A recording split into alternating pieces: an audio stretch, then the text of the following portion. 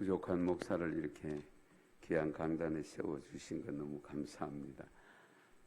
우리 당의 장님들께도 감사를 드립니다. 저를 혹시 보신 분들 계시지요? 처음 뵙습니까? 2016년도 2월 달에 여전도에 헌신 예배로 온 것 같거든요. 6년 전입니다. 기억이 안 나세요? 우리 원로 장로이신 김장님 전국 남성교회 회장하고 하실 때 그때쯤 되신 것 같은데요. 어쨌든 다시 이렇게 뵙게 돼서 감사를 드리고 훌륭한 목사님 목회하는데 도움이 될는지 모르겠습니다만은 제가 오늘 이 재직 교육이라서 말씀을 혹시 바쁜 분들은 슬그머니 나가셔도 됩니다. 좀 길게 하려고 합니다. 미리 말씀드릴게요. 그렇다고 해서 뒤에 끝나고 난 다음에 담임 목사한테 강사 잘못 모셨다고 원망하지 마십시오. 어쨌든 설교 3편을 가지고 오늘 다 전하려고 하니까요. 그렇게 하시고 뭐 다 하시는 말씀인데 우리가 음식도 먹는 걸 더 먹잖아요. 다 하시는 말씀이지만은 골고루 잘 잡수시고 좋은 성도, 좋은 재직, 좋은 항존지 되셔서 정말 좋은 교회를 만드셔서 하나님 앞에 칭찬 듣는 그런 우리 영락교회 교우들이 되시기를 축원합니다. 제가 한번 여쭤보겠습니다. 구미 영락교회는 좋은 교회입니까? 건강한 교회입니까? 구미 영락교회를 건강한 교회로 좋은 교회로 만들어 가야 할 사명이 우리 모두에게 있다 하는 것을 늘 염두에 두셔야 됩니다. 교회가 좋으려고 하면 이렇게 화려한 건물이 좋다고 해서 좋은 교회는 분명히 아닙니다. 왜냐하면 교회라는 것은 예수 그리스도를 구주로 영접한 사람들의 모임 공동체가 교회입니다. 그러면 그 교회가 좋으려고 하면 결국 그 모임 공동체 성도 한 분 한 분이 좋아야 되죠. 그래야 좋은 교회가 됩니다. 여기에서 우리가 목사님만 뛰어도 안 되고요. 당의 장로님들만 뛰어도 안 되고요. 온 성도들, 어린아이부터 시작해서 정말 노년에 이르기까지 모든 성도가 함께 뛰어야 됩니다. 함께 좋은 성도가 되어야 되지 목사님만 좋고 당회원들만 좋고 나머지 분들은 안 좋으면 좋은 교회라고 할 수가 없습니다. 그래서 좋은 교회는 조직이나 어떤 제도가 아니고 결국 사람입니다. 우리 나라도 그렇고 회사도 그렇고 모든 공동체에는 중심에 사람이 있습니다. 사람이 어떤 사람으로 구성되어 있느냐에 따라서 좋은 회사가 되기도 하고 좋은 모임이 되기도 하고 그리고 교회는 두 말할 것도 없어요. 그런데 가만히 들여다보면 분류를 해보면 한 3부류로 나누어집니다. 짐이 되는 사람이 있는가 하면 힘이 되는 사람이 있고 본이 되는 사람이 있습니다. 여러분 스스로가 판단하시기 바랍니다. 나는 우리 영락교회에서 짐이 되느냐, 힘이 되느냐, 본이 되느냐. 또 3부류를 구분한다면 반드시 필요로 하는 사람이 있습니다. 있으나 마나 하는 사람이 있습니다. 없으면 좋겠다라고 생각되는 사람도 있을 수 있습니다. 어느 단체나 어느 공동체 가도 마찬가지입니다. 그럼 나는 어떤 교인인가 잘 생각해 보셔야 돼요.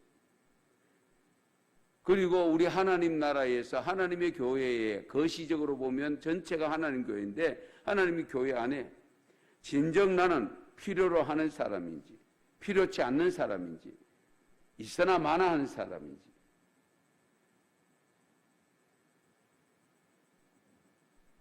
정말 우리 교회를 이루어가는 데 있어서 담임 목사를 비롯해서 어린 생명 한 생명 이르기까지 모두가 좋은 교인이 되려고 나름대로 노력을 하고 애쓰고 예배를 드리고 교육을 받고 말씀을 묵상하고 등등의 각종 사역들을 맡아서 감당하고 있습니다마는 그러나 또 한편으로 보면 의외로 정말 하나님 앞에 인정받고 사람에게 칭찬 들을 만한 성도가 많지 않다는 것을 느끼게 됩니다. 이런 점들도 여러분 스스로가 판단해 보셔야 됩니다. 그러면 정말 좋은 교회가 되기 위해서 좋은 성도가 되어야 되는데 우선은 갖추어야 될 요소가 어떤 요소인가를 오늘 창세기 본문을 통해서 먼저 말씀을 들으려고 합니다. 오늘 읽은 본문 내용은 잠깐 배경 설명을 드리면 여러분 잘 아시는 대로 12장에서는 우리 하나님께서 아브라함을 정말 복에 거는되는 아브라함으로 세움을 받게 되어지는데 이 아브라함이 삶을 나름대로 열심히 살았는데 갈대아 우르에서 건너올 때에 조카 롯을 데리고 왔습니다. 그래서 이제는 세월이 흘러서 시간이 흐르다 보니까 롯도 가정이 생겼고 그리고 이제 경영하는 각종 사업이 있다 보니까 목축업을 하다 보니까 우양도 생기고 그러니까 아브라함이 아무래도 같이 계속 있기에는 힘든다 싶어서 조카 롯을 불러서 한 번은 야, 네가 보고 땅 좋은 곳이 있으면 네가 선택해 가라. 네가 우하면 나는 좌하고 네가 좌하면 나는 우하고 그렇게 할 때는 네가 먼저 선택해 가라. 여러분 우리 같으면 이런 제안을 받으면 조카 입장에서 삼촌이 작은 아버지가 그러면 어떻게 해야 되겠어요? 아이고 그래도 그렇죠. 저는 아직 젊잖아요. 삼촌이 먼저 좋은 땅 차지해 가세요. 그래야 되는 거 아니겠어요? 그런데 그런 내용이 없습니다. 성경을 읽어보면 조카 롯이 좋은 땅, 물이 넉넉한 땅, 소알 땅, 그 안에 소돔과 고모라 성이 있는 땅, 그 땅을 차지해 갑니다. 아브라함이 믿음의 조상으로서 믿음이 있다고 하지만 성경 내용을 보면 제가 묵상하는 바로는 어딘가 모르게 아브라함이 조금은 섭섭했던 것 같아요. 왜냐하면 조카 롯이 좋은 땅을 다 차지하고 가니까 결국 고개를 푹 숙이고 있었어요. 그러니까 하나님께서 아브라함을 사랑하시잖아요. 사랑하니까 아브라함에게 찾아왔어요. 하나님. 찾아와서 오늘 일러주신 말씀이 뭡니까? 고개 들어. 고개 들으라는 건 무엇을 의미합니까? 숙였다는 거잖아요. 숙이고 땅만 보고 있었다는 거잖아요. 그리고 동서남북을 바라봐. 왜 그래 의기소침하게 있느냐? 그런 내용이 성경에는 없습니다만은 우리가 이 전체 내용을 보면 그런 뉘앙스가 분명히 있습니다. 안 그러면 하나님이 직접 찾아와서 그렇게 해야 될 이유가 없잖아요.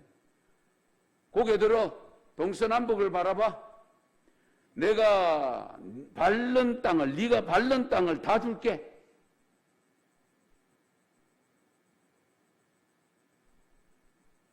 이 내용 속에서 적어도 교회 성도라면, 범위를 좁혀서 재직이라면, 항존직이라면 반드시 갖추어야 될 요소가 있습니다. 그 요소를 5가지를 말씀드릴 텐데요. 여러분 스스로가 나는 어떤 요소를 갖추었는지, 다 갖추었는지, 아니면 못 갖춘 요소는 어떤 것이 있는지 살펴보시기 바랍니다. 첫째, 교회 지도자는 귀가 열려 있어야 됩니다. 할렐루야. 귀가 열려 있어요. 귀가 열려 있어야 된다는 것은 무엇을 의미하느냐? 세상 돌아가는 소리를 들어야 되는 것은 분명하지만 여기 범위를 좁히면 영적 귀가 열려 있어야 됩니다. 영적 귀가. 왜냐하면 하나님이 지금 아브라함을 찾아오셨어요. 아브라함을 찾아와서 아브라함아, 고개 들어 동서남북을 바라봐 하고 대화를 하고 있다는 것은 뭡니까? 하나님의 소리를 듣고 있다는 증거잖아요. 하나님의 소리를 듣고 있다는. 예. 여러분 잘 아시는 대로 사도 바울이 다메섹 도상에서 부활의 주님을 만날 때에도 마찬가지 아닙니까? 사울아 사울아. 그런데 옆에 일행들은 그냥 하는 소리만 들렸지 무슨 소리인지를 몰랐잖아요. 그런데 사울에게는 자기 이름 부르는 소리를 들었잖아요. 당신 누굽니까? 네가 핍박하는 예수다. 그걸 그대로 다 들렸잖아요. 그것이 들렸다는 것은 결국 무엇을 의미합니까? 순간적으로 하나님께서 사도 바울에게 영적인 귀를 열어주셨다, 그 말씀이거든요. 우리가 오늘날 세상 돌아가는 이야기 많이 듣고 있습니다. 텔레비전 켜면, 뉴스 켜면은 지구상에서 곳곳에서 발생하는 사건, 사고들을 다 보여주기도 하고 다 들려줍니다. 거기다가 여러분 여기에 구미는 나름대로 기업들이 좀 있습니다만은 아마 주식 시세 어떻게 됐는가? 그런데 민감하게 귀를 기울이는 경우들도 있을 줄 압니다. 이 모양 저 모양으로 자기가 가지고 있는 직업과 자기가 하고 있는 일들을 통해서 듣고 싶은 내용들이 있습니다. 그러나 우리가 귀가 열려 있어야 되는 것은 분명합니다.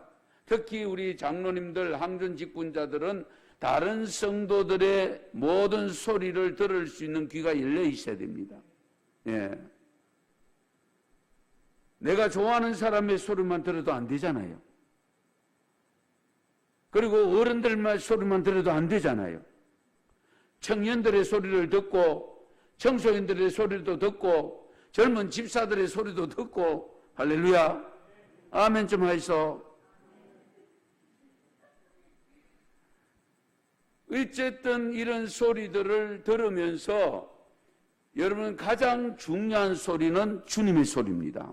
하나님의 음성을 들을 수 있는 귀가 열려 있어야 됩니다. 그 귀가 열려 있다는 것은 무엇을 의미하느냐? 지금 세계 도처에서 일어나는 모든 문제를 통해서 하나님은 당신의 뜻을 나타내고 있습니다. 아십니까? 코로나 전염병 맞습니다. 그러나 이 전염병을 통해서 하나님은 우리에게 주시는 메시지가 있는데 그걸 우리가 제대로 못 들으니까 문제가 생깁니다. 성경을 읽어보시면 하나님이 마지막 때에 사용하는 무기가 3가지입니다. 칼과 기근과 전염병입니다. 여기 성경 읽어보세요. 하나님이 사용하시는 것이 칼과 기근과 전염병. 칼은 전쟁입니다. 전쟁 없어지지 않습니다. 기근 다 알잖아요. 도처에 기근이 일어나고 있습니다. 그리고 전염병, 이것이 어제 오늘의 이야기가 아니잖아요. 고대 사회부터 우리가 기록이 없어서 그렇죠. 중세 시대는 기록이 있잖아요. 갈수록 더 자주 발생합니다. 이거 여러분 코로나가 없어진다고 다른 거 변이가 자꾸 생기는데 왜 이렇게 오랫동안 하나님이 이것을 발생하게 만드실까? 저는 목사로서 개인적인 묵상이 있습니다. 하나님의 뜻을 우리가 제대로 분별하지 못하여 해결해야 될 것을 회개하지 못하고 우리가 하나님 앞에 제대로 고쳐야 될 것을 고치지 못하니까 장기간으로 가고 있다. 우리가 이런 점들을 항상 염두에 두셔야 돼요.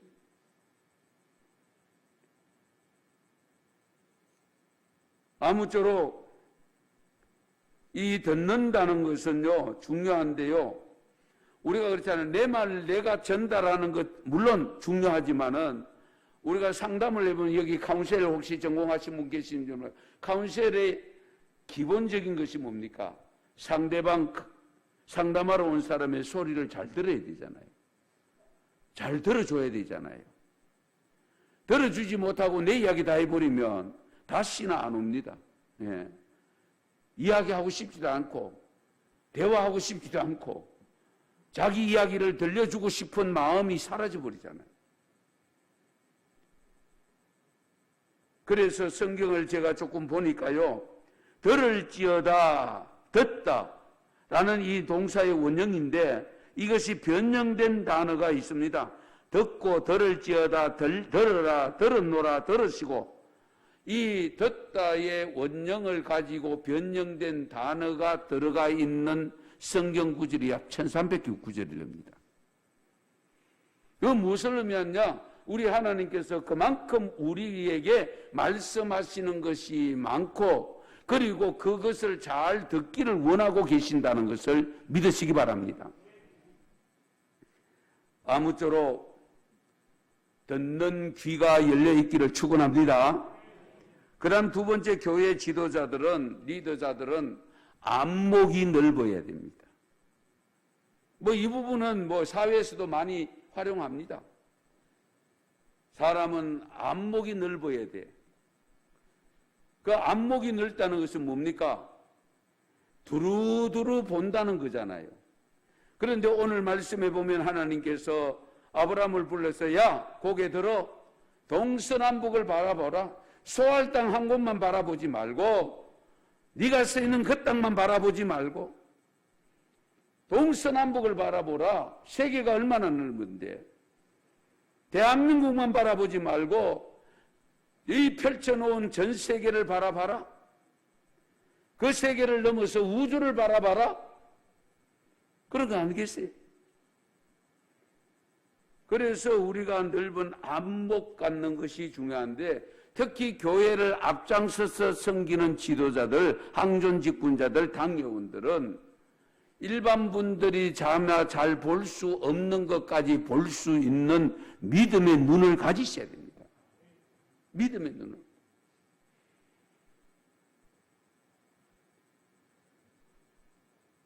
우리가 무엇을 보든지 항상 영적인 면을 볼 수 있는 영안이 열려 있어야 됩니다. 영안이 열려. 예. 특히 마지막 종말의 시대는 더욱 그렇습니다. 하나님은 지금 여러 현상을 통해서 우리에게 보여주고 계시는데 우리가 못 보고 있으면 얼마나 답답하시겠습니까? 한번 생각해 보세요. 여러분 자녀들을 키우면서 그런 경우들이 있잖아요. 이제는 알만한데 한마디 하면 한마디 다른 걸 알아들어야 되는데 그걸 못 알아듣고 자꾸 캐캐 묻고 이러면은 내가 낳은 자식이지만 속상하잖아요. 안 그래요? 하나를 가르치면 둘을 알고 셋을 알면 얼마나 좋겠어요. 우리 하나님께서 이토록 이렇게 보여주고 계시는데 우리가 그걸 제대로 못 깨닫고 못 보고 있으니까 우리 하나님이 우리를 바라볼 때 얼마나 답답하시겠어요. 그렇게 보여줘도 모르겠냐.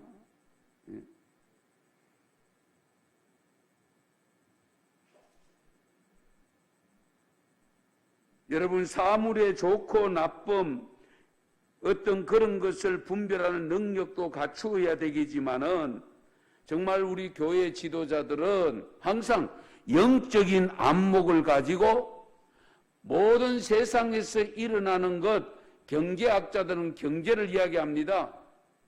그렇잖아요. 예. 사회학자들은 사회를 이야기합니다. 정치인들은 정치 이야기합니다.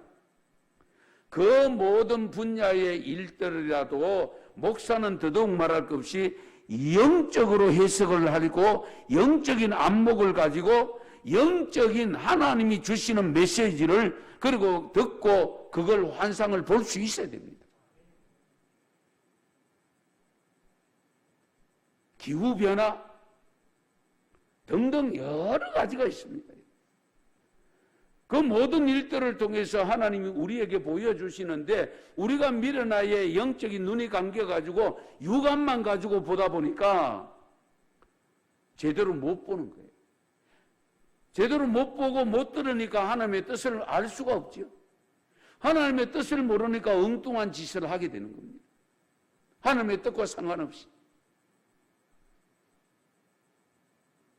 그러므로 여러분들 말씀을 깊이 묵상하고 정말로 하나님과 대면해서 하나님과 맞닥뜨려져서 하나님 앞에 대화를 하면서 하나님의 음성을 들으면서 하나님이 때로는 보여주는 환상을 보면서 정말 이 영적인 안목을 가지고 이 영락교회를 아름답게 좋은 교회로 만들어갈 수 있기를 축원합니다. 그 다음 세 번째는 교회 지도자, 리더자는 뜨거운 마음을 가지셔야 됩니다. 뜨거운 마음.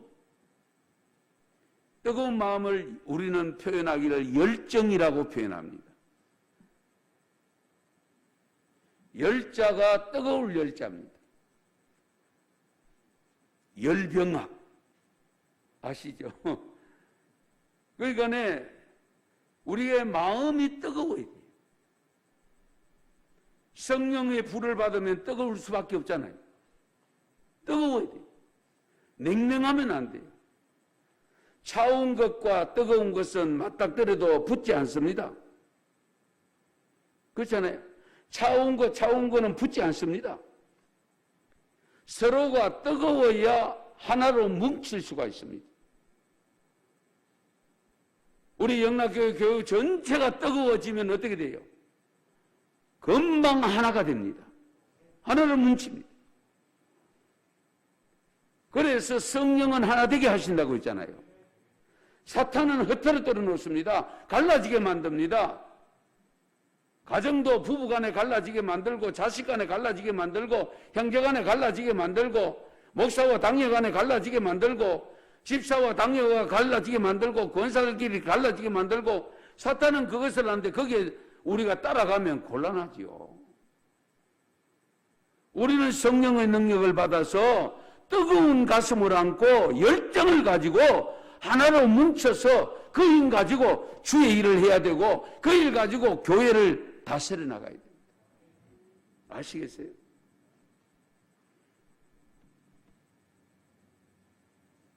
안병욱 교수님 아실 겁니다. 전력 투구의 정신을 이렇게 외치고 있습니다. 피로서 서라. 그런 책만이 사람의 심금을 울린다. 피로서 외쳐라. 그런 말씀만이 우리를 감동시킨다. 피로서 일하여라. 그런 일만이 생명력이 있다. 피로서 만들라. 그런 작품만이 걸작이 된다. 아주 중요한 이 피로서 하고 피로서서라는 뭡니까? 피로서 만들라. 피로서 말하라. 무슨 뜻입니까? 피를 철철 흘릴 정도로 정열적으로 하라 그 말입니다. 열정적으로 하라 그 말입니다. 미지근한 상태로 아닙니다. 신앙은 항상 뜨거운 신앙이 됩니다. 냉랭한 신앙이 되면 안 됩니다. 냉랭한 신앙 되면 스스로 내가 굳어져서 다른 사람이 와도 접촉이 안 돼. 만남이 이루어지지 않아요. 교류가 안 돼요. 그러나 뜨거운 가슴을 안고 있는 분들은 어때요? 가면은 녹여줘. 그리고 거기에 속에 따뜻한 품 속에 안기고 싶어. 예? 무엇이든지 토해놓고 싶어. 왜? 다 품어주니까.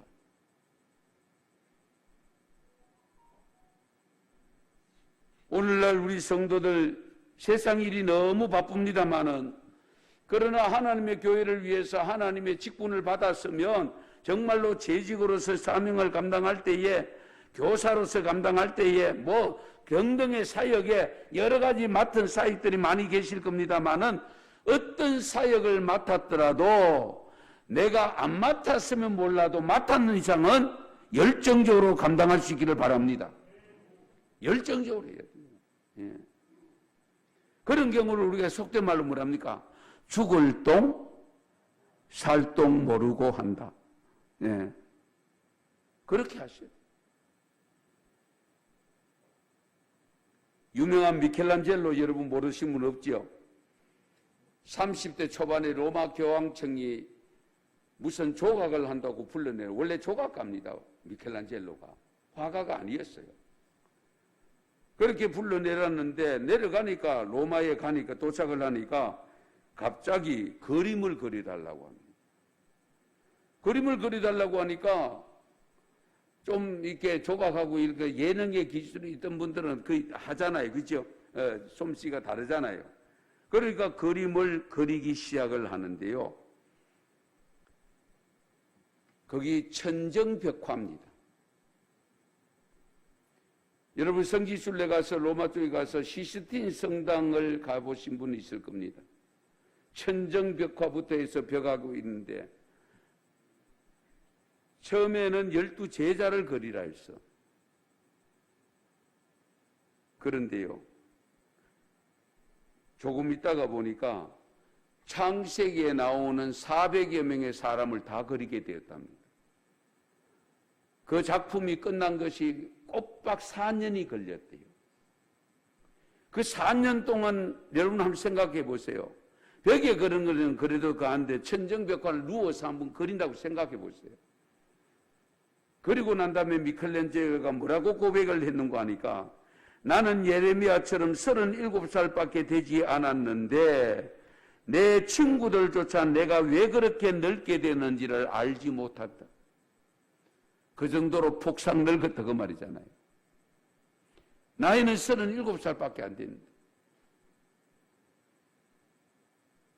누구도 흉내내기 어려운 그 로마의 시든 성당 벽 구석구석까지 그렇게도 열심히 그렸는데, 그래서 많은 분들이 와서 기자가 질문을 합니다.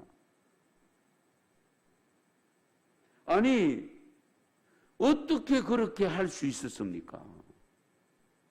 좀 시험시험 하든지.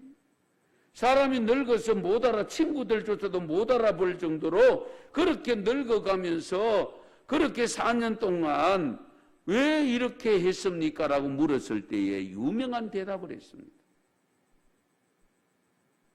한번 따라서 하십시다. 하나님이 볼 것일세. 하나님이 보고 계신다.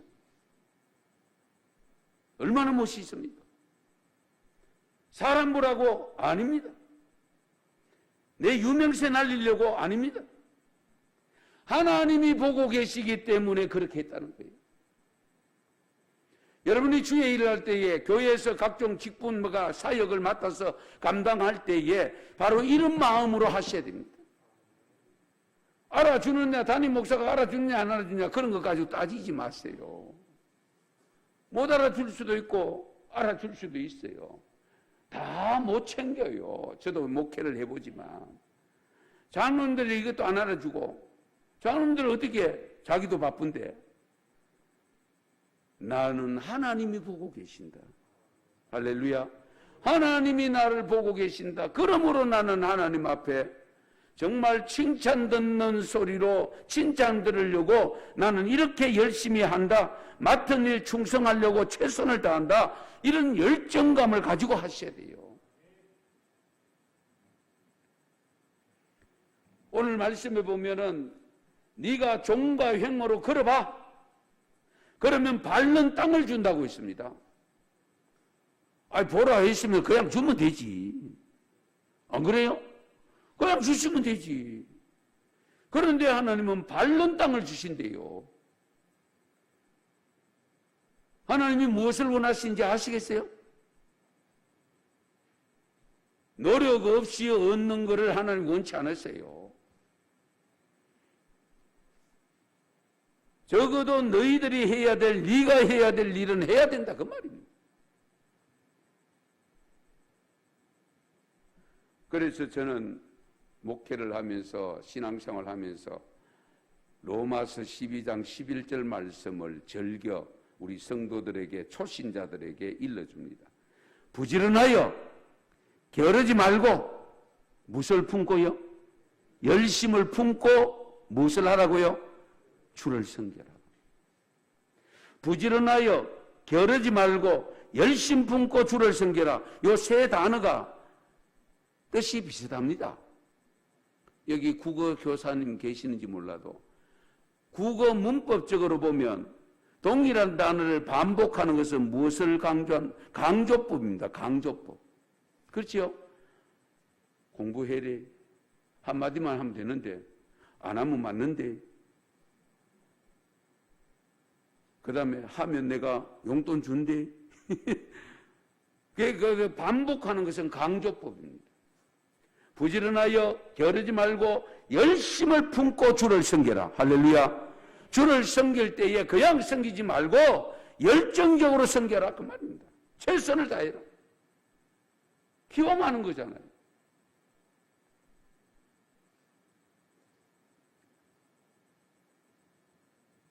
우리 구미 영락교회 항존 직분자들, 재직원들 정말 교회를 섬겨 나갈 때에 열정을 가지고 최선을 다해서 하나님 보시기에도 감동이 될 정도로 섬길 수 있기를 축원합니다. 축복합니다. 그 다음 네 번째는요, 교회 지도자는, 리더자는 끊임없는 자기 성장과 개혁을 위해서 독서를 해야 됩니다. 독서. 책을 통해서 우리는 지식을 얻게 됩니다. 모르는 것을 알게 됩니다.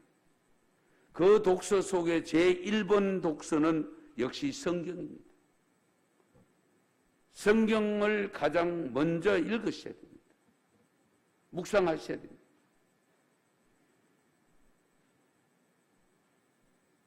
우리가 진리를 전달하는 수단 변동이 있습니다. 진리는 변함이 없잖아요. 그렇죠?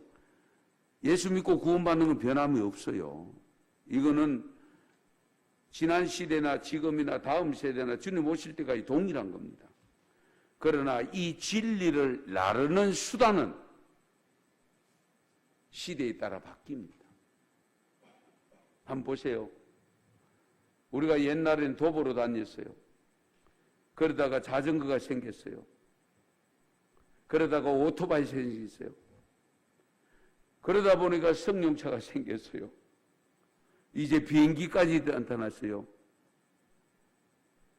우리를 실어 나르는 수단은 엄청난 변화를 가져왔잖아요.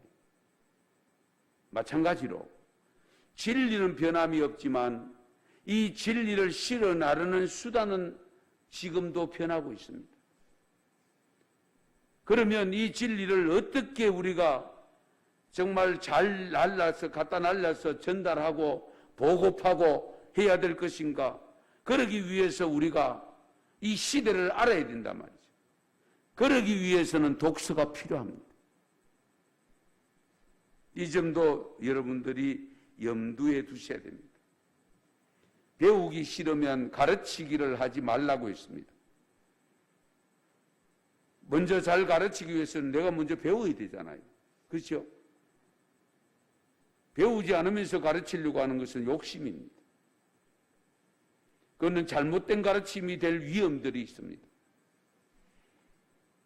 그래서 안병욱 교수님 앞에서 예를 들었습니다마는 현대인들이 저지르기 쉬운 세 가지 정신적 죄가 있다라고 했습니다. 현대인들이 범하기 쉬운 정신적 죄 세 가지가 있는데 첫 번째는 모르면서 배우지 않는 것. 알면서도 가르치지 않는 것, 할 수 있는데도 하지 않는 것, 이것이 세 가지 정신적 죄라고 표현했습니다. 중요합니다. 모르면서 배우려고 하지 않는 것, 알면서도 가르치지 않는 것, 할 수 있는데도 하지 않는 것, 죄라고 표현했습니다.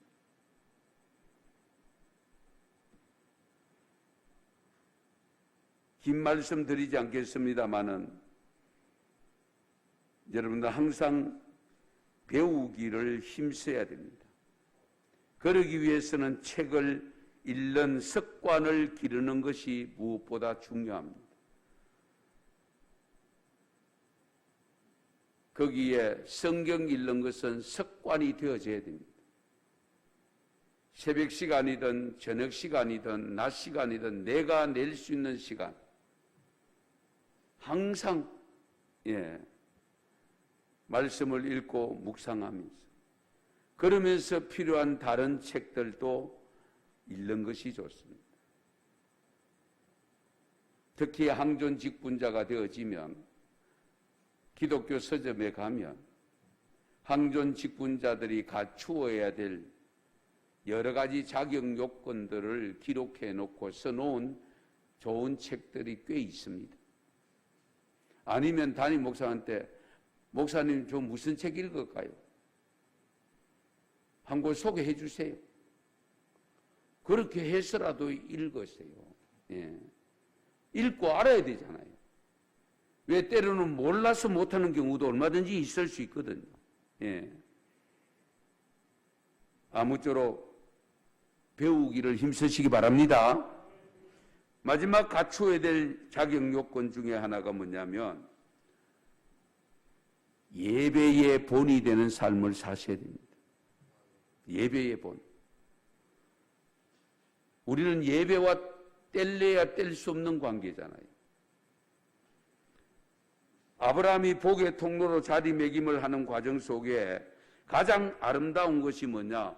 예배자로 살았음을 기록하고 있습니다. 오늘 말씀 보세요. 아브라함이 헤브론으로 장막을 옮겨서 제일 먼저 한 일이 뭡니까?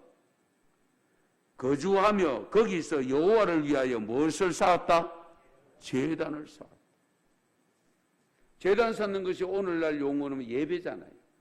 예배를 드렸다. 아브라함은 경우는 어디를 가든지 항상 최우선이 예배였습니다. 그래서 이사 예배가 있는 겁니다. 그래서 계엄 예배가 있는 겁니다, 여러분. 어디를 가든지 내가 이동한 그 자리에 가서 제일 먼저 할 일이 뭐냐? 하나님 앞에 예배드리는 겁니다. 이 점을 항상 염두에 두셔야 돼요.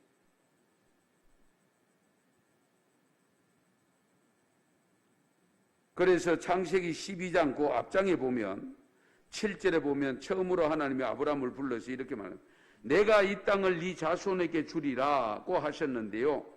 아브라함은 자기에게 나타나신 여호와께 그가 그곳에서 제단을 쌓고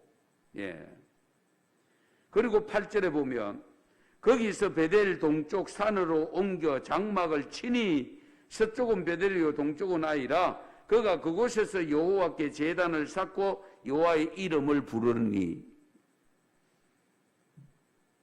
그래서 오늘 본문 13장 말씀에 보면 3절 4절에 보시면 그가 네게베에서부터 길을 떠나 베델에 이르며 베델과 아이 사이 곧 전에 장막 쳤던 곳에 이르니 그가 처음으로 제단을 쌓은 곳이라. 그가 거기서 여호와의 이름을 불렀더라. 이토록 아브라함은요 믿음의 조상으로 갈대아 우르 우상이 많은 그 도시에서 부름을 받아 하나님이 지시할 땅으로 가라고 하는 그때부터 이미 믿음이 확고해서 가는 곳마다 제일 먼저 한 것이 뭐냐? 예배였다는 거예요. 할렐루야.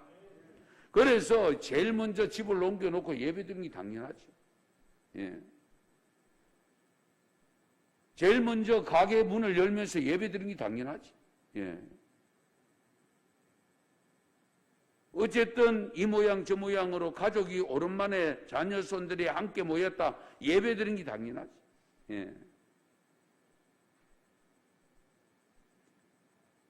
특히 우리 항존 직분자들은, 재직들은요, 여러분들이 교회에서 드리는 공적 예배를 드려야 됩니다. 세례교인이 되면 그 속에 보면은 공예배를 드린다는 말씀이 있어요. 이 공적 예배가 뭐냐? 주일 낮 예배와 찬양 예배와 수요 예배를 두고 말하는 거예요. 이 세 예배는 여러분들이 생명 걸어야 됩니다. 생명 걸고 예배를 드리는 믿음을 가지셔야 돼요. 기회 안 되면 못 드리고 기회 되면 드리고 아닙니다. 이 부분에 대해서도 한 가지 예를 좀 들어보려고 하는데요. 미국의 11대 대통령, 오래됐습니다마는 테일러라고 하는 대통령이 있었습니다. 1800년대인데요. 1849년 3월 4일에 대통령 취임식이 예정됐대요. 대통령 취임식입니다. 그런데 그날 취임식을 하지 않고 연기를 했습니다. 이유는 그날이 주일이었기 때문에.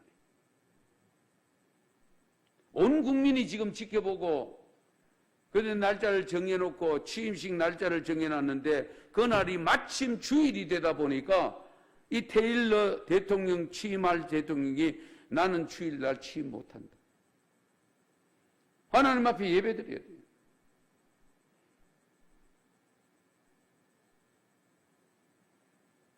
이와 비슷한 분이 또 한 분도 있는데 하워드라고 하는 장군 여러분 들어보시는데 원래 독실한 기독교 신앙을 가지던 분인데 미국 서부 해안지대에 파견 나가 있을 때에 그의 친구들이 수요일 저녁에 그의 영예를 축하하는 축하 만찬을 베풀려고 아예 미리 안 알리고 미리 알리면 가든 미리 안 알리고 자기들이 만찬 준비를 다 해놨어.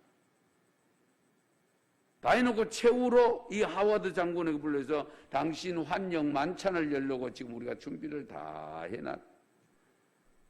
그날이 수요일이었어요. 미국도요, 오래전에 수요 예배 드렸어요. 그런데 이 하워드 장군이 미안하네. 나는 선약이 있어서 그 만찬에 참여 못합니다. 아니 그 선약 한 번쯤은 좀 연기하면 안 되나? 그렇죠? 연기하면 되지. 그때에 이 하워드 장군이 그분들에게 뭐라고 일러줬는가 하니까 나는 크리스찬이다. 나는 크리스찬. 나는 내가 교회에 나가게 되었을 때에 수요일 밤 기도회 시간에 꼭 주님을 만나 뵙겠다고 주님과 약속했다네. 그 약속 변함이 없다니. 나는 그 약속을 지켜야 돼. 그래서 결국은 만찬을 연기했다는 사실입니다.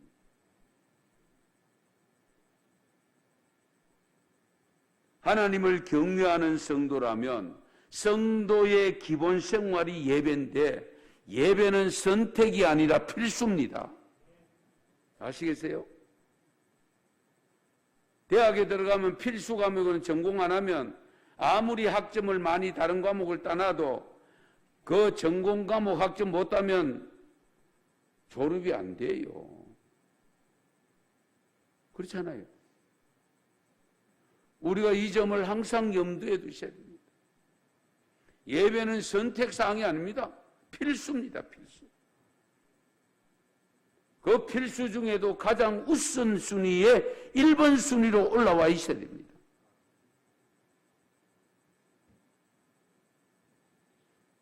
아무쪼록 우리 영락교회 재직 여러분, 성도 여러분, 이 아브라함을 통해서 주신 하나님의 말씀 여러분 스스로가 갖추어요.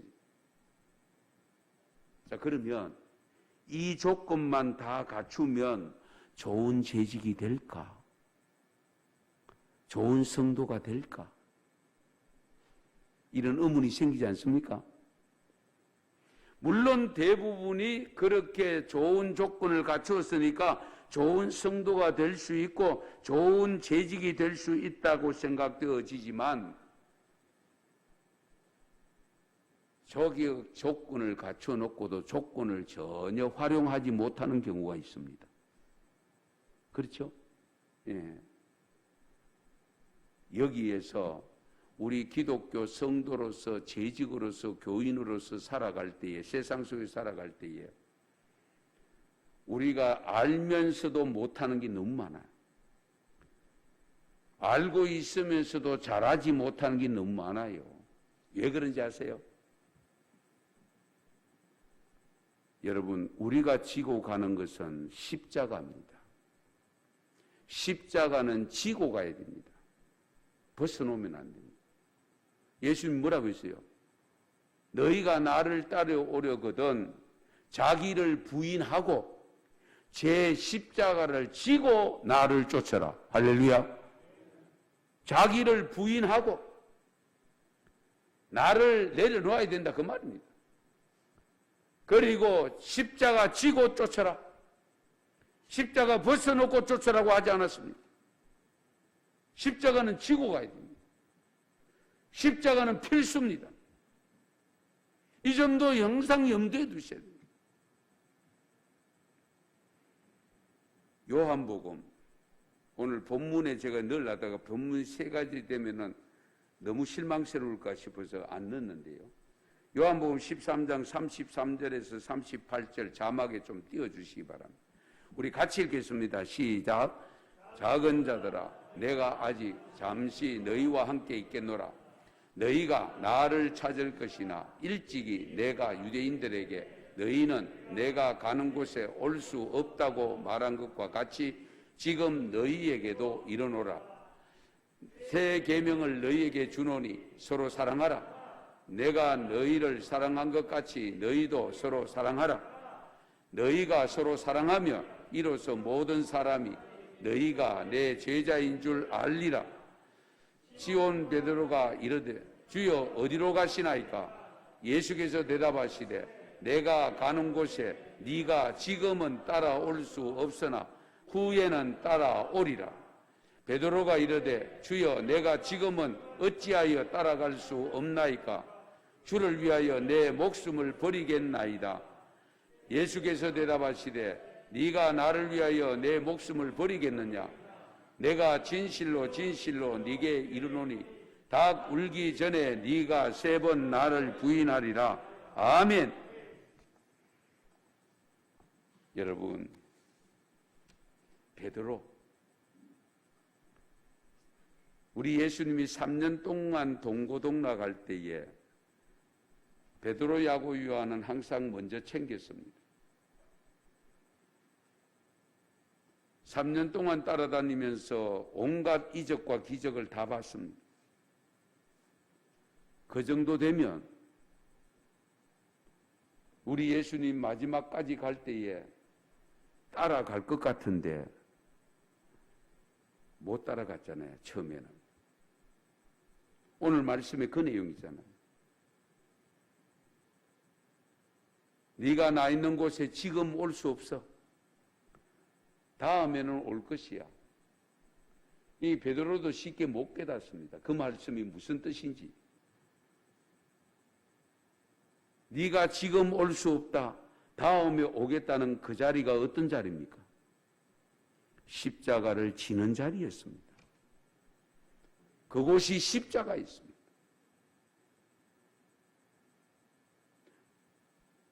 그런데 베드로가 아닙니다. 내가 죽어도 갑니다. 아니야. 네가 오늘 밤 다 굴기 전에 3번 나를 부인하리라.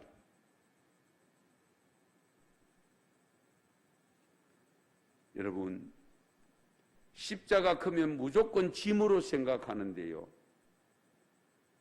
무거운 짐으로 느끼는데요. 십자가가 어떤 것인가를 짧게 제가 간단하게 소개하겠습니다. 십자가는 세상과 맞서는 겁니다. 세상과 맞서는 겁니다. 너희는 세상의 소금이라고 했고 너희는 세상의 빛이라고 했습니다. 세상이 어둠일 때의 빛으로, 냄새나고 썩어 냄새날 때에 신선하게 해주는 소금으로 다가가야 됩니다. 그러기 위해서는 어떻게 되냐? 세상과 내가 맞서야 됩니다. 오늘날 기독교인들이 아무런 힘도 없이 맥없이 지금 주저앉게 되는 이유 중에 하나가 뭐냐? 세속화 신앙입니다. 우리의 신앙이 자꾸 세속화되어져 갑니다. 이거 우리가 조심하셔야 돼요. 내가 거룩하니 너희도 거룩하라고 했잖아요. 하나님이 이 시대를 몰라서 이 말씀을 주십니까? 아니잖아요. 아무리 시대가 변해도 내가 거룩하다. 그러므로 너희도 거룩해라. 그 거룩성을 유지하기 위해서는 세상과 맞서야 됩니다. 그 세상과 맞서는 것이 어디냐? 십자가입니다. 여러분 거창고등학교 직업선택 10가지 아시죠? 들어보셨죠? 거창고등학교 유명한 고등학교잖아요. 거기에 적어놓은 직업선택의 10개를 보면은 전부 거꾸로 가는 겁니다. 월급이 적은 쪽을 선택하라. 그런 부모 있어요? 내가 원하는 곳이 아니라 나를 필요로 하는 곳에 가라. 성진의 기회가 없는 곳으로 가라. 모든 조건을 갖추어진 곳은 피하고 처음부터 시작해야 되는 황무지를 선택해라. 앞을 다 두어 모여드는 곳은 절대로 가지 말고 아무도 가지 않는 곳으로 선택해라.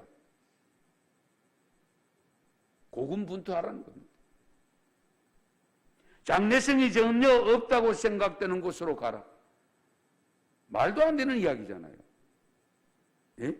그 생각에는 상식적으로 맞지 않습니다. 이 바보들이 하는 짓이지. 그 바보들을 키우는 거창고등학교가 왜 유명세를 탑니까? 이러한 십자가를 맞서는, 이 세상과 맞서는 십자가를 지고 가는 신앙으로 양육되었기 때문에 이들이 어디를 가더라도 해낸다는 겁니다. 아시겠어요? 주저앉지 아니하고, 왜? 하나님 전능하신 하나님의 능력을 믿고 그 하나님 능력을 의지하고 나가는 겁니다.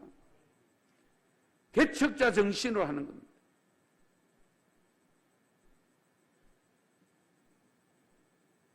이런 표현도 있어요. 잘 들어보세요.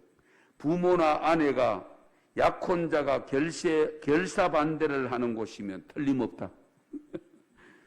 오히려 가족들이 반대하는 곳으로 가라는 거예요. 예. 그곳은 오히려 틀림없다. 왕관이 아니라 단두대가 기다리고 있는 곳으로 가라. 어쨌든 십자가는 세상과 맞서는 겁니다. 십자가는 사랑의 삶입니다. 십자가는 용서의 삶입니다. 십자가는 희생하는 삶입니다. 십자가는 절제하는 삶입니다. 그리고 십자가는 나누는 삶입니다. 예수님께서 잡히시기 전날 밤 우리 제자들을 불러놓고 만찬 베풀 때에 어떻게 했습니까? 이 받아 먹어. 내가 너희를 위하여 찢기는 살이야. 이거 마셔. 내가 너희를 위하여 흘리는 피다. 그게 십자가입니다. 십자가에 예수님이 달린 것은 그 살과 피를 우리에게 주셔서 우리의 죄, 허물을 다 도말하게 하시고 그리고 하나님과 만날 수 있는 관계를 회복시켜 주시기 위함이었잖아요. 그러므로 내가 십자가를 진다고 하는 것은, 내가 그 십자가를 안고 간다는 것은, 나는 고난이 있습니다. 나는 힘이 듭니다. 나는 손해가 볼 수 있습니다. 등등의 해로움이 있다 할지라도 이것을 통해서 다른 사람이 생명을 얻고 다른 사람이 삶의 힘을 얻고 다른 사람들이 아름다운 공동체로 하나로 엮어간다면 나는 그 속에서 죽으리라. 할렐루야. 이 십자가를 지고 가는 거예요. 우리 적어도 재직들이라면, 학년직 분자들이라면 우리가 이 교회를 든든히 세워가기 위해서 내가 가르고 쪼개는 것이 아니라 내가 죽음으로 말미암아 하나 되어가는 거예요.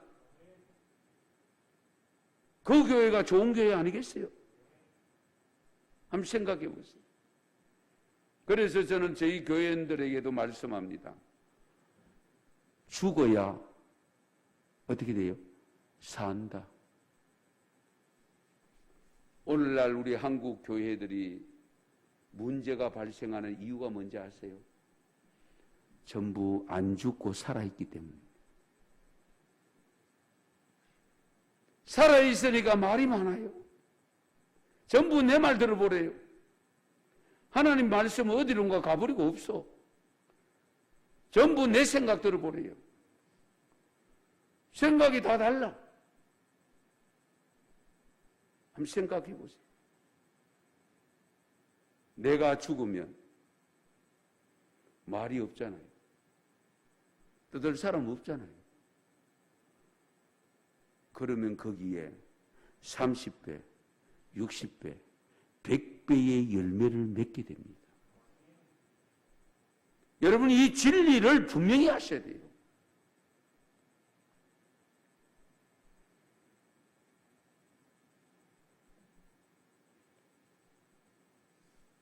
시간이 길지 않았기 때문에 말씀을 많이 생략했습니다마는 여러분 구체적으로 담임 목사님을 통해서 주시는 말씀을 잘 들었으면 좋겠고요. 어쨌든 십자가를 지고 가야 됩니다. 그런데 져보면, 십자가를 져보면 아이고 나는 못 지겠다. 내 힘으로는 도저히 안 되겠다. 이런 경우가 발생할 수 있습니다. 십자가를 지기 위해서는, 잘 지고 가기 위해서는 반드시 받아야 될 것이 있습니다. 그게 뭐냐? 오늘 사도행전 4장에서 우리에게 가르쳐주는 말씀입니다. 따라서 하십시다. 성령 받자. 성령 충만히 받자. 에베소 5장 18절에 뭐라고 말씀합니까? 술 취하지 말라. 이는 방탕한 것이다. 성령 충만 받으라. 그렇게 말씀하잖아요. 여러분, 술 취하는 거하고 성령 안 취하는 거하고 같이 대비를 해서 말씀하고 있습니다. 그건 무엇을 의미할까요? 술 취했을 때 나타나는 현상과 성령 받았을 때 나타나는 현상이 비슷한 현상이 있다 그 말입니다. 그런데 중요한 것은 술은 취하면 방탕한 것이고 성령이 충만하면 하나님을 기쁘시게 하고 하나님께 영광을 돌리고 결국은 하나님 앞에 칭찬 듣는 믿음으로 살게 됩니다. 이 부분에 대해서 제가 단도직입적으로 말씀드릴게요. 오늘 본문에도 보면 사도행전 4장에 보면 베드로, 요한이 나옵니다. 여러분 잘 들으세요. 베드로가 요한복음 13장 읽었을 때 어떻게 합니까? 나 있는 곳에 지금 못 온다 예수님이 그랬잖아요. 다음에는 올 것이라 했잖아요. 그렇죠? 그런데 왜 못 가요? 나도 갑니다. 아니야. 너는 달 굴기 전에 3번 나를 부인할 거야. 우리가 잘 아시는 대로 계집 종 아이 앞에서도 부정을 했고요. 심지어 예수님을 저주까지 하고서 부인이 있습니다. 그런데 이 제자들 여러분 속성을 다 알고 있는 분이 예수님이잖아요. 예수님이 부활하셔서 40일 동안 계시다가 성천하시기 직전에 제자들을 불러놓고 하신 말씀이 있습니다. 내가 가면 성령을 보내준다. 보혜사를 보내준다. 너희가 그 보혜사를 받기 전까지는 어디를 떠나지 말라고 했습니까? 이 성을 떠나지 말라. 이 성이 바로 예루살렘 성입니다. 너희가 성령 받기 전에는 예루살렘 떠나지 마. 왜? 떠나봐야 아무것도 못하는데. 예수님을 십자가에 그 고통스럽게 못 박혀 있는 것에서 부인하고 있는데 그들이 나가서 뭘 하겠다는 거예요? 그렇지 않습니까? 그래서 예수님이 그런 엄청난 말씀을 하신 거예요. 너희가 성령 받기 전까지는 절대로 예루살렘 떠나면 안 돼. 그런데 다행히 그 말씀을 지킬 수 있었던 것은 베드로와 다른 제자들이 자기들이 세 번이나 부인했을 때에 예수님 말씀대로 닭이 울었잖아요. 우니까 그때서야 말씀이 생각나서 베드로가 통곡을 했잖아요.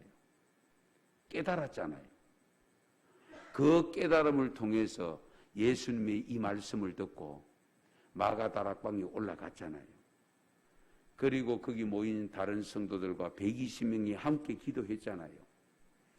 언제까지 기도했느냐? 오순절까지 기도했습니다. 잘 들으세요.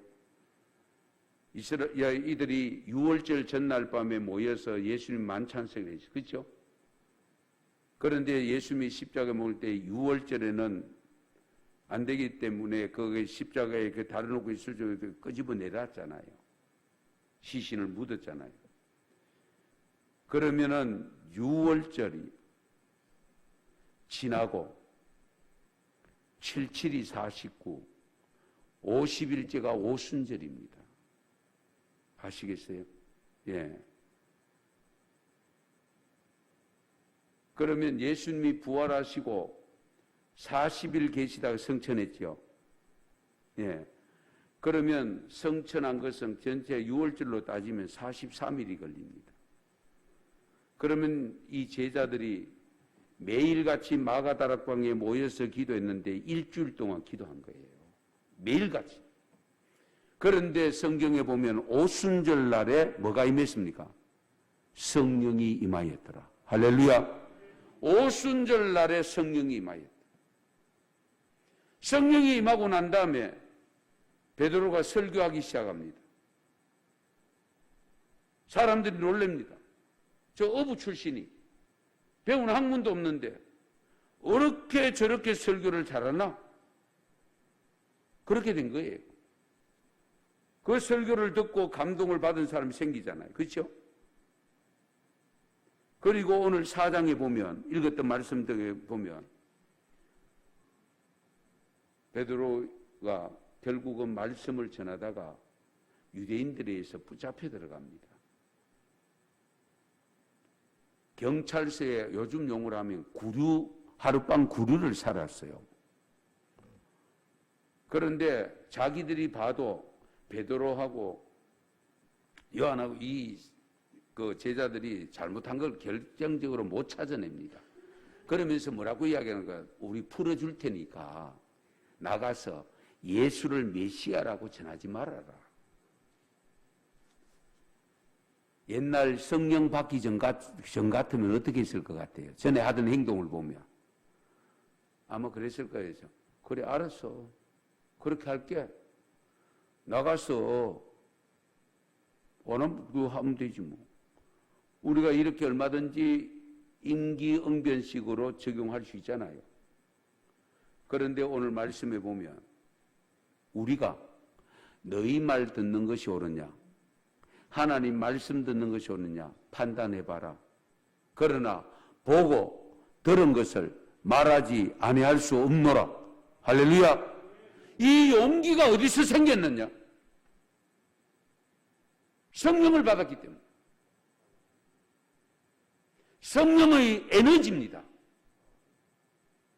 말할 수 있는 에너지도 되고 무거운 짐을 지고 갈 수 있는 에너지도 되고 심지어 십자가를 지고 갈 수 있는 에너지가 뭐냐? 성령입니다. 성령 받으셔야 돼요. 항존 직분자들이 선택, 피택을 받아서 지금 학습을 하고 있는 줄 아는데 여러분 어떻든 지금까지 경험하고 체험했던 성령이라도 성령은 늘 충만해야 됩니다. 왜? 성령은 소멸될 수도 있거든요. 그렇기 때문에 반드시 성령 충만을 위해서 기도하셔야 되고 성령 충만 받아서 임직을 받아야 되고 그래야 그 사명을 감당할 수 있습니다. 그렇지 않으면 어떤 현상이 생기느냐? 유명무실하게 됩니다. 이름은 있으나 열매는 없어. 이름값을 못해. 권사값을 못해. 장로값을 못해요. 집사값을 못해요. 분명히 하셔야 돼요. 아브라함을 통해서 조건을 다 받았어. 조건을 갖추었다. 그런데 그 조건을 갖추고도 그 조건대로 살지 못해. 십자가를 져야 돼. 십자가는 끝까지 지고 가야 돼. 벗어놓을 게 아니야. 그런데 내 힘이 딸려. 그것을 지고 가려고 너무 힘들어. 그 힘을 충전하는 것은 성령의 능력인 줄 믿으시기 바랍니다. 그래서 우리 성령을 받아야 돼요. 그래서 마지막 때가 되면 요엘서에 보면 뭐랍니까? 남종과 여종에게 부어주신다고 했고, 그러면 성령을 받으면 꿈도 꾸고 비전도 보고 놀라운 일들이 일어난다고 했습니다. 그래서 예수님은 너희들이 예루살렘 성 떠나지 마라. 내가 보내주는 성령 받기 전까지 떠나지 마. 그리고 사도 바울을 통해서 에베소 교회는 뭡니까? 술 취하지 마. 그건 방탕한 것이야. 성령의 충만함을 받아. 여러분 술 취하면 술을 앉아서 봐서 잘 모르죠. 저는 저희 아버님이 지고는 못 가도 드시고 가는 어른입니다. 그런 말 옛날에 했지. 그런 어른 옆에 보면서 어릴 때 제가 자랐거든요. 그런데 저희 아버님이 내성적이라 술이 없으면은 말이 없는 분입니다. 정말입니다. 저희들한테 꾸중 한마디 하는 것을 잘 못 들어보고 자랐습니다. 감사하게도. 그런데요, 술이 한 잔 딱 들어가면요, 저 삽적 밖에서, 동구 밖에서 오시는데 벌써 마을 사람들이 오상 온다, 오상. 오상 오늘 한 잔 했네? 뭘로? 오동추야 다리 발가부터 시작해가지고 노래가 막 나와요. 제가 그걸 보고 깜짝 놀랐어요. 잘 들으세요. 성령 충만 받으면 찬송이 나옵니까? 안 나옵니까? 나오지. 그런데 성령이 내 안에서 소멸되거나 가라앉아 버리면 부르던 찬송이 안 나와요. 요즘 잘 생각해보세요. 그러니까 술 먹는 사람이 술 찌면 제가 저희 교회가 있는 곳이 저도 개척교회인데 죄송하지만요. 그 지하에 보면 노래방이 있어요. 노래방 초저녁에 사람 없어요. 제가 유심히 봅니다. 그런데 거의 10시 넘어서서 이렇게 되면 한 잔씩 하신 분이 거리로 들어가더라고요. 네. 그래서 아하, 이 말씀을 하신 이유를 알겠다. 술 취하지 말아라. 방탕한 것이다. 그러나 성령 충만 받으라. 성령 충만 받는 거하고 이 술 취하는 거하고 유사점이 있구나. 보니까 그렇더라. 그 다음에 저희 아버님이 그래 술이 취해가 오시면 집에 오시면 술 다 깰 때까지 엄마한테 이야기를 해요. 예? 성령 받으면 목사는 말씀이 잘 될 수밖에 없고요. 할렐루야. 그렇잖아요. 성령 받아요. 예. 말씀이 나오고. 여러분이 성령이 충만하면 뭐가 잘 되는지 아세요? 경험해 보신 분. 전도가 잘 돼요. 할렐루야. 왜? 내 입에서 나도 모르게 말이 나온다니까요. 나도 모르게 성령 충만하지 않을 때는 아이고 내가 이 말 전하다가 뭐 욕이나 먹고 뭐 어떻게 하면 어떻고 뭐 이렇게 생각했는데 어느 순간에 용기가 생겨서 누구든지 붙잡으면 예수 믿으라고 전해. 왜? 내 안에 성령이 충만하시기 때문에. 이 점을 분명히 하셔야 돼요. 그래서 술 취하는 것은 방탕한 길로 가지만 성령이 충만하면 하나님께로 가까이 다가가는 줄 믿으시기 바랍니다. 그런 놀라운 은혜의 역사가 일어나는 재직들로 가득 차고 성도들로 가득 차면 구미 영락교회는 어떤 교회가 될까요? 답 가르쳐 드리잖아요. 좋은 교회.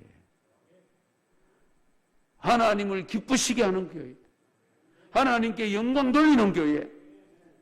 주님 오실 때까지 살아남는 교회. 없어지는 교회가 아니라. 소아시아, 아시아 7교회 중에서 아직도 남아있는 교회가 서머나 교회잖아요. 칭찬만 들었던 교회잖아요. 다른 교회는 전부 건물밖에 없고요. 기둥밖에 없고요. 바닥만 있고요. 서머나 교회는 아직도 있잖아요. 주님이 언제 오실지 몰라요. 그러나 주님이 오시는 그날까지 이제 42주년 오늘 주보 보니까 그러던데 420년이든지 4200년이 되든지 없어지지 아니하는 든든히 세워지는 교회로서의 역할을 감당해서 하나님께 영광, 이 지역의 복의 통로가 되시고 여러분의 가문을 일구어 가시고 하나님의 사랑받는 교회로서 자리매김하는 그런 교회의 성도들이 다 될 수 있기를 축원합니다.